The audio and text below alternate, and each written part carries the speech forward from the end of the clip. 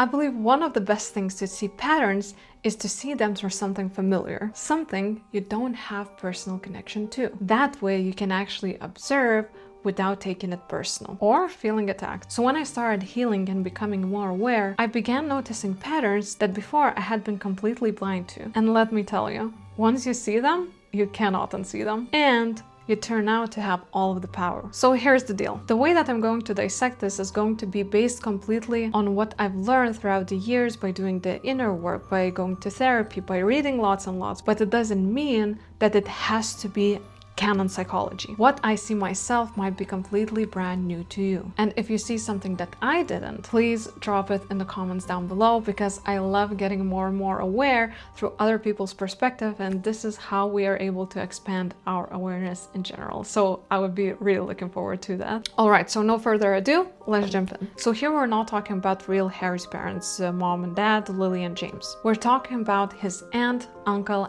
and lovely cousin Dudley. The main person from who all of these dynamics unfold is actually Petunia, Harry's mom's sister. So looking at the story and noticing particular psychological patterns, here's what seemed to have happened. When Petunia and Lily were growing up, Lily got an invitation to Hogwarts. And of course, the family was extremely proud of Lily. Though Petunia, she was left as emotionally neglected child. And I can say that with complete certainty, because emotionally mature parents would have made sure that Petunia felt seen, loved, and attuned to. They would never glorify one child, meanwhile the other one would be minimized. But clearly that was not the case, because apparently Hogwarts was a bigger deal than their own child. And it really seems that it met the need for their parents to feel significant through Lily, the one golden child that's glorified for everything, and the other one is just there. So of course in Petunia's young mind, Lily becomes the enemy. It's sister's fault Petunia isn't important anymore. Totally unfair to Lily, yes, but that's the original pain Petunia has experienced. So everything that happened afterwards literally started and trickled from there. So as a kid, Petunia felt insignificant, not good enough, not loved. Of course, it wasn't her fault. So everything she did after was because of the pain and because she didn't get the emotional nurture that she needed.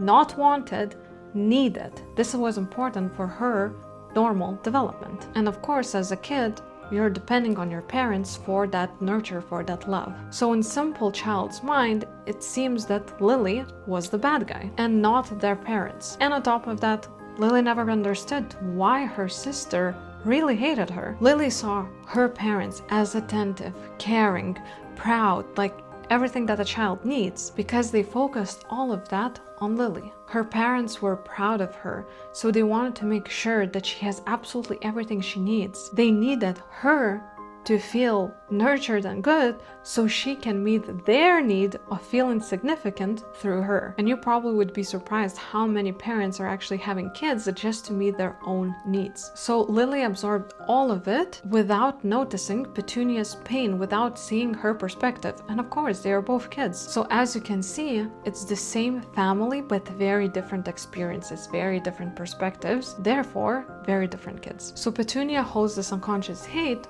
which eventually grows into resentment. And that is just natural based on events that occurred. So now fast forward to the day when Lily and James die, when they were fighting Voldemort. So Harry is sent to live with his aunt's family. And immediately, Harry, a tiny baby who did absolutely nothing wrong, becomes a target for Petunia's unresolved pain. Why?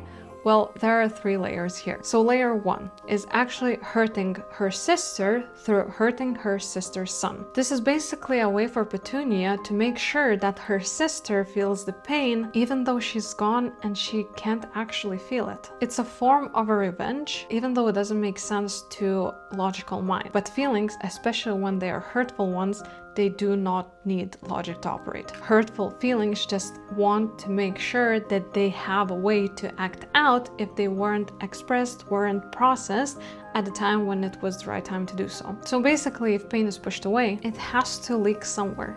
And that's the leak. Now layer 2, getting empathy indirectly through Harry. So what emotionally mature people do, they don't know how to ask for their needs to be met straightforward. So they have to find a way to meet their needs around it. So Petunia really needed for someone to understand her true pain. So since she can't ask, she makes sure that Harry feels the same thing that she felt. Bare minimum care, constant criticism, shutting him down. Meanwhile, her son Dudley gets approval for everything, good or bad, doesn't matter. And if you notice, Petunia is even dominated by her son because she does everything to please him. She tries to heal through her son as well by making him the special one and giving him everything that she wanted and needed. Just think about that moment where Dudley gets like 36 gifts or something, and the year before that he got more gifts and he was upset that it wasn't enough gifts for him. So yeah, that should paint you a picture. And of course, living from Harry's perspective,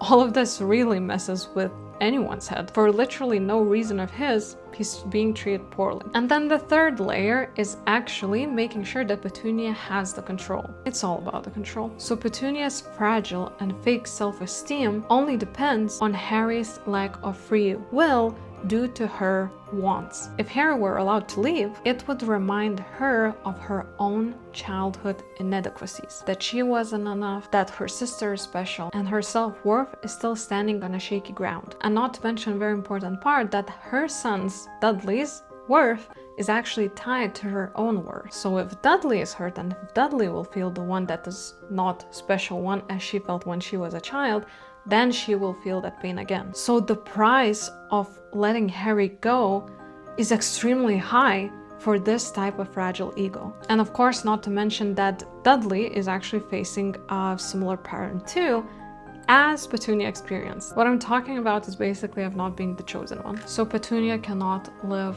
with even the idea that that could happen. Because if Harry is free, then it means that Dudley isn't the chosen one, that he isn't perfect, and it confirms her fear in her mind that she is not enough. But not only her, right now it comes down to the whole family, that her family is not enough. So let's imagine that world would be perfect, mindful, and so on. Could Petunia have helped herself? Yes. Absolutely, because pain is the root of all dysfunction. When she was a kid, of course she couldn't dissect the whole situation. She didn't have the literally brain capabilities to have that analytical way of thinking. So she really wasn't able to see that it wasn't her fault, that she didn't deserve to be seen as less by her parents. Even though as asshole as she is now, she didn't deserve that treatment as a child. And it's a very hard pill to swallow when someone is being asshole to everyone else around them. But truly, like, pain births pain. Probably that's not the saying, but doesn't matter. I think you understand what I mean. So as an adult,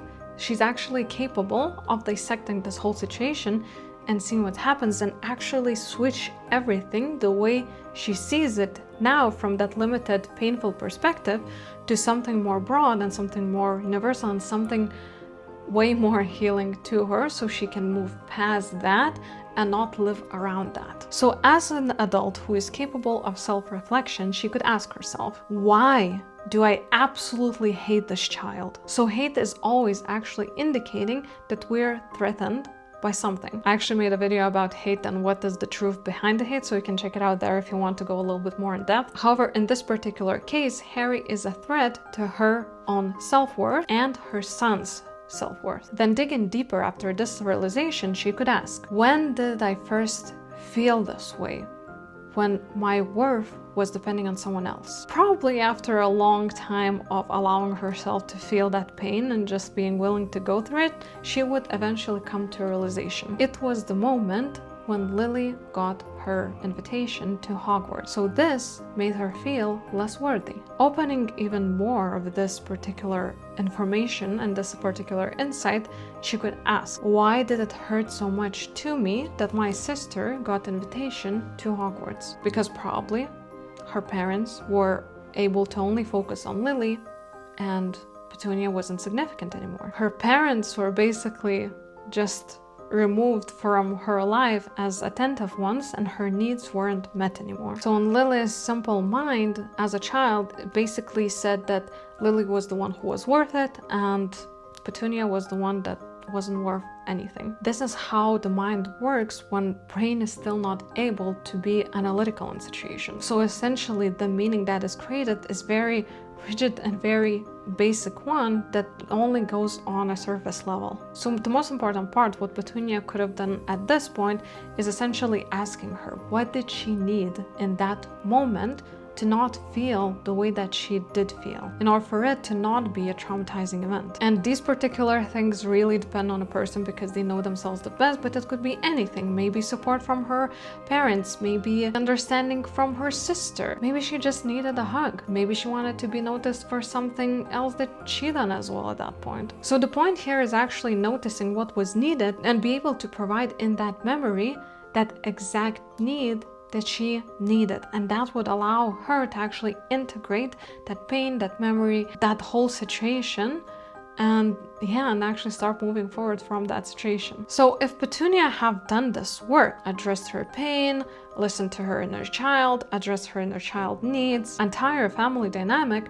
would have shifted. Most importantly, Petunia herself would have been able to be happy, to be fulfilled, to be able to connect, and not depending on the suffering of others. Of course, it was never the case in the first place. It was only an illusion that Petunia was sold on, that she can actually feel worthy through someone else suffering. Harry himself would have had less emotional scars. Who knows, maybe even a lovely aunt. Maybe Dudley would have a mom that would have been more attentive, less bitter, and actually would be able to teach him through that tough love and not just spoiling and pleasing him, which is another way to hurt the child, but however, that's a whole other topic, so I'm not gonna go there today. So this whole family would have been able to function completely differently and actually be fulfilled. See how everything is connected? Shadow literally shows the web of cause and effect. Every resentment, every trigger, every I hate them for no reason type of moment, this is basically a doorway into understanding, healing, integrating,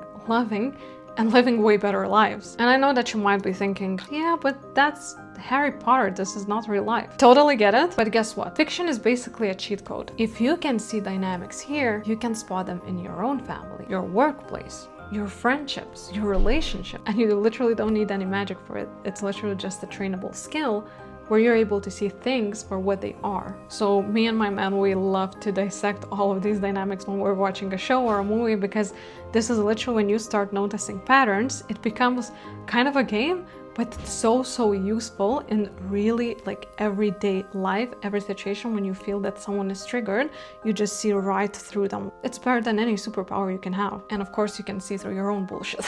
So here are takeaways for today. Family patterns are often invisible until you notice them. And it's very hard to see them because you are in them. So yeah, seeing them from outside in different situations is going to help you a lot. Then another thing, childhood wounds shape adult behavior. And most of the time in ways you barely can notice. Then 3, people who hurt you aren't villains. They are wounded. They are actually acting from their own unmet needs. Number 4, shadow works allows you to see the layers. Where did the hurt come from? What did you need? And most importantly, how it doesn't have to have control over you in order for you to actually live. And number 5, awareness is power. Understanding the why behind behaviors, even in a fictional story, give you tools to heal your own life. So remember that patterns are everywhere. Fiction and friends and family and workplace, everywhere. Spotting them will help you immensely to untangle your triggers